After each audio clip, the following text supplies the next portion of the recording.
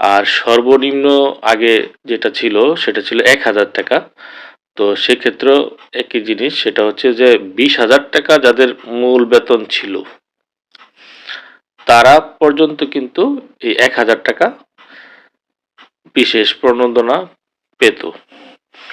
আর এখন যদি আমরা হিসাব করি সেটা হচ্ছে এখন যাদের মূল বেতন হবে বা এখন যাদের মূল বেতন ১৬,০০০ টাকা পর্যন্ত, সেক্ষেত্রে ৪,০০০ টাকা মহার্ঘ ভাতা পাবে। আর আগে যেহেতু ১,০০০ টাকা প্রণোদনা ভাতা ছিল, সেক্ষেত্রে এখান থেকে ১,০০০ টাকা বাদ হয়ে ৩,০০০ টাকা কিন্তু তার মূল বেতনে যুক্ত হবে আরো।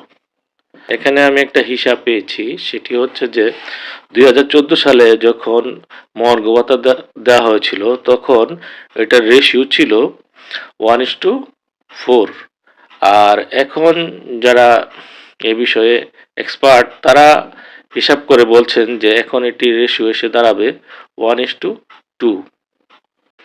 এইবারের মহার্ঘ ভাতায় বিশেষভাবে যে জিনিসটি বলা হয়েছে সেটি হচ্ছে যে এই মহার্ঘ ভাতাটি মূল বেতনের সাথে জুলাইয়ে যুক্ত হয়ে যাবে। তো এখানে যদি যুক্ত হয়ে যায় সেক্ষেত্রে যেটা হবে সেটি হচ্ছে মূল বেতনের সাথে 5% ইনক্রিমেন্ট যুক্ত হবে, তার সাথে আবার যেই আপনার মহার্ঘ ভাতাটা ৪,০০০ সর্বনিম্ন অথবা ৩৯ মহার্ঘ ভাতাটি যুক্ত হবে, আমরা আগেই জেনেছি।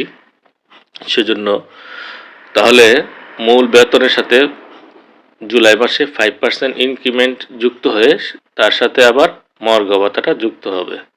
তখন তার উপরে আবার বাড়ি ভাড়াটা হিসাব করা হবে।